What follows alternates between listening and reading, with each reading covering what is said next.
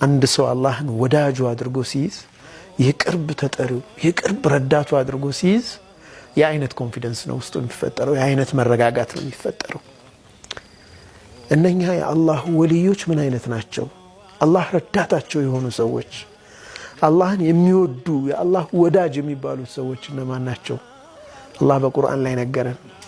الذين آمنوا وكانوا يتقون على الله ألا إن أولياء الله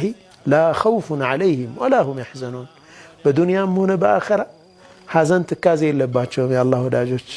الله كرب رداتاتشو يهونو سوش ምንም አይነት ትካዜ ሐዘን የለባቸው እነማን ናቸው እነዛ الذين آمنوا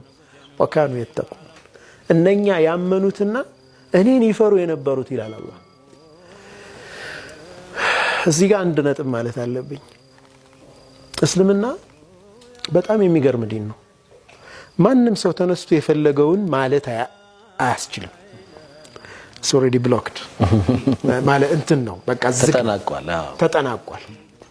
መስፈርቱ ግልጽ ነው الذين آمنوا وكانوا يتقون ነው እንዲህ ታየኝ ብሎ እምነቱ ውስጥ የሆነ ነገር መጨመር አይቻልም ሱብሃንአላህ ይገውታል ትልልቅ የተሰውፍ ዓለም ላይ ይሄን ልብን ማጽዳት ላይ በጣም ትልቅ ቦታ ያላቸው ኢማም ሰርህንዲ የሚባሉ የህንድ ትልቅ በተሰውፍ ትልቅ ደረጃ ደርሰዋል የሚባሉ ትልቅ ዓሊም ነበሩና እኒ ሼክ ምንድነው የጻፉት አንድ ሰው የአላህ ወዳጅ ሆኖ حتى كرامات الأولياء حق ነው ምንም ጥርጥር የለም አላህ ለባሮቹ የሚሰጠው ኑር አለ ሽልማት አለ ወደ አላህ በመቃረብ ግን እኚህ ሰው ምን ይላሉ መሰለህ በራስን በማጽዳት ወደ አላህ በመቃረብ ሂደት ውስጥ ጡፉላ ላይ ወይም ህፃንነት ላይ ላሉ ማበረታቻ ነው አላህ የሚሰጣቸው ግብ አይደለም አሉ ከዛ በላይ ነው ጉዳዩ ከከራማም በላይ ነው ከራማ አላህ የሚሰጠው አንድን ሰው ثبات እንዲኖረው እንዲጸና ነው አሉ ዒባዳ ሲያደርግ አንድ ሰው ግቡ ያ መሆን የለበትም አሉ ግቡ ጣዓት አላህን መታዘዝ ነው ያ ነው ትልቁ ከራማ ያ ነው ትልቁ ክብር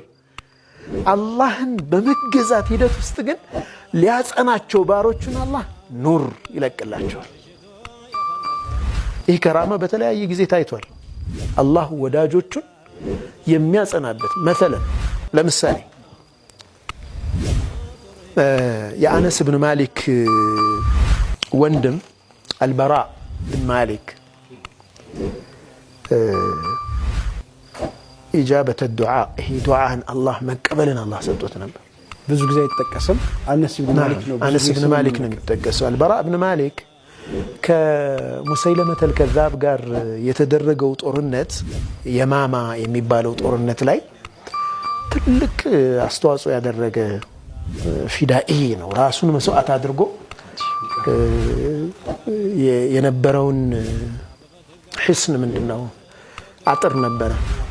እነሱ አጥር ውስጥ ሆነው ነበር የሚዋጉትና ያንን የከፈተ ጀግና ነውና ዱዓ አድርግ አላህ እኮ ያንተ ዱዓ ሙስተጃብ ነው አሉት ሰሃቦቹ ያ አላህ አለ ዛሬ ቀን ድል እንድትሰጠን ባንተም ይያለው ሸሂድነትም ዛሬ እንድትሰጠኝ ባንተም ይያለው ሁለት ነገር ነው ዱዓ ያደረገው ለኢን ቀሰመ على الله لأبر ያሉት ነብዩ ሰለላሁ ዐለይሂ ወሰለም በአላህ ላይ የማለ እንደሆነ መሐላውን አላህ ተግባራዊ የሚያደርግለት ባሪያ ያለው አላህ የቂን ብሎ ማለት ዛሬ ልትረዳንና ለኔም ሸሂድነት እንድትሰጠኝ ባንተም ይያለው አለ የዛን ቀን ድል አደረጉ 40,000 ሰራዊት ነበረው ሙሰይለመ ተልከዛብ نحن نعرف أن مسيلمة هو كذاب ይላሉ እስተከታዮች ከዛብ መሆኑን ውሸታም መሆኑን እናምናለን ግን የሙሰይለማ ቀቢላ ከመሐመድ ቀቢላ ይበልጥብናል ይሄ የጎሳ ኢንቲሜሲያቸው ከባድ ስለነበር ማለት ለጎሳቸው ሲሉ ነበር ይደግፉት የነበረው እንዲሁ ሙሰይለማን ማንሳት ግን አስፈላጊ ከሆነ ለበርካቶች ያው ግልጽ ታውቀም ቢሆን ሐሳዊ ነብይ ነው ነብይ ነኝ ብሎ የተነሳ ከሃዲ ነው አላሁ